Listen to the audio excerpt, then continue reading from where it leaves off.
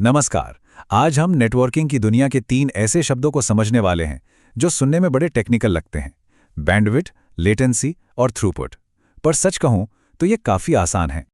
कभी सोचा है कि यार 100 एमबीपीएस का बढ़िया वाला प्लान ले रखा है, फिर भी यूट्यूब है कि गोल गोल घूम ही रहा है। मतलब बफरिंग खत्म ही नहीं होती। ये एक बहुत ही कॉमन प्रॉब्लम है ना?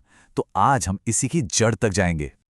तो चलिए इस फास्ट इंटरनेट की मिस्ट्री को सॉल्व करते हैं और समझते हैं कि जब हम कहते हैं ना कि इंटरनेट स्लो चल रहा है तो असल में उसका मतलब क्या होता है। देखिए, प्रॉब्लम पता है क्या है? हम सब सोचते हैं कि इंटरनेट स्पीड बस एक ही चीज़ है। जबकि इंजीनियर्स जब इस प्रॉब्लम को देखते हैं तो वो इसे 3 हिस्सों में तोड़ते हैं: कैपेसिटी, डिले और असलियत।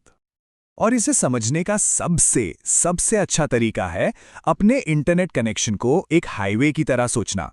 मान लीजिए दिल्ली गुड़गांव वाला हाईवे। चलिए इसी एनालॉजी से सब कुछ एकदम क्लियर हो जाएगा। तो ये देखिए कितना सिंपल है।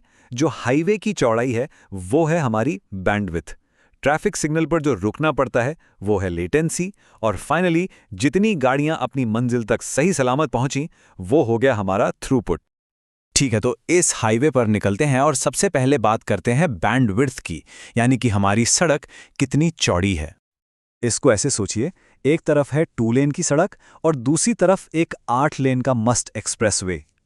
2 लेन पर कम गाड़ियां एक साथ चल पाएंगी और 8 लेन पर बहुत ज्यादा। बात यह नहीं है कि गाड़ी कितनी तेज चल रही है, बात यह है कि एक साथ कितनी गाड़ियां निकल सकती हैं। तो बैंडविड्थ असल में आपके कनेक्शन की मैक्सिमम कैपेसिटी है। मतलब कागज पर उसकी क्षमता कितनी है, ये वो नंबर है जिसके लिए आप अपने इंटरनेट प्रोवाइडर को पैसे देते हैं।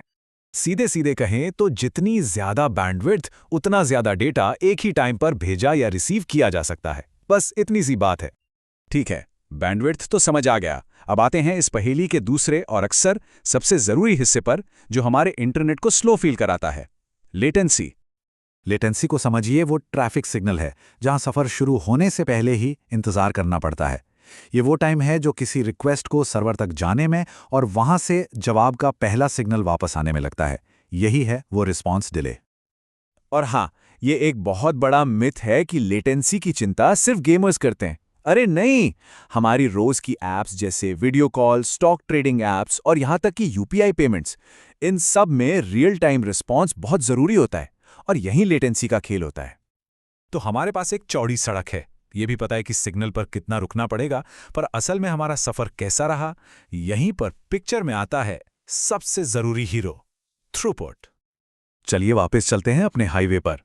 सोचिए, सड़क तो 8 लेन की है, यानी हाई बैंडविड्थ, बहुत बढ़िया। पर क्या हो अगर आगे कोई एक्सीडेंट हो गया हो या भयंकर ट्रैफिक जाम लगा हो? सब कुछ धीमा हो जाएगा, राइट? तो थ्रूपुट ही वो असली स्पीड है जो असलियत में मिलती है। ये आपकी रियल स्पीड है। और एक बात हमेशा याद रखिएगा, थ्रूपुट कभी भी बैंडविड्थ से ज्यादा नहीं हो सकता। तो देखिए, पूरी कहानी कुछ ऐसी चलती है। आईएसपी ने आपको एक क्षमता दी जिसे हम बैंडविड्थ कहते हैं। फिर आपने कुछ रिक्वेस्ट किया जिसमें एक छोटा सा डिले आया जिसे लेटेंसी कहते हैं। और आखिर में ट्रैफिक, दूरी, सर्वर लोड, इन सब असल दुनिया के फैक्टर्स के बाद जो फाइनल स्पीड मिली वो है थ्रूपुट।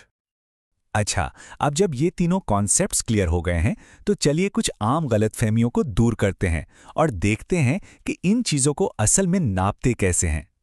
ये सबसे कॉमन गलती है जो लोग करते हैं। वो मान लेते हैं कि बैंडविड्थ ही स्पीड है, पर असलियत ये है, बैंडविड्थ आपकी कैपेसिटी यानी क्षमता है और थ्रूपुट आपकी एक्चुअल स्पीड यानी वास्तविक गति। बैंडविड्थ है कि क्या हो सकता है और थ्रूपुट है कि क्या हो रहा है। तो अब आप वापस आते हैं हमारे पहले सवाल पर। क्या ज्यादा बैंडविड्थ का मतलब हमेशा ऑलवेज तेज इंटरनेट होता है? बिल्कुल नहीं।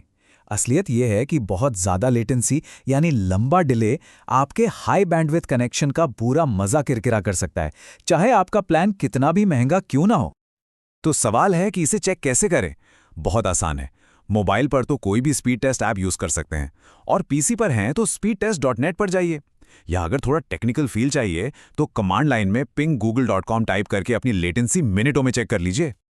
और ये जानना जरूरी है कि ये टेस्ट नापते क्या हैं। जब आप पिंग टेस्ट करते हैं तो आप लेटेंसी नाप रहे होते हैं और जब आप डाउनलोड या अपलोड टेस्ट चलाते हैं तो आप अपना थ्रूपुट यानी अपनी असली रियल वर्ल्ड स्पीड नाप रहे होते हैं। तो अब उम्मीद है कि ये तीनों चीजें बिल्कुल साफ हो गई होंगी। और अगली बार अगर कोई दोस्त कहे कि यार मेरा बैंडविड्थ स्लो है, तो आप उसे आराम से ठीक कर सकते हैं और कह सकते हैं भाई बैंडविड्थ नहीं, थ्रूपुट स्लो होगा, क्योंकि जब प्रॉब्लम सही पता होगी तभी तो सही सोल्यूशन मिलेगा।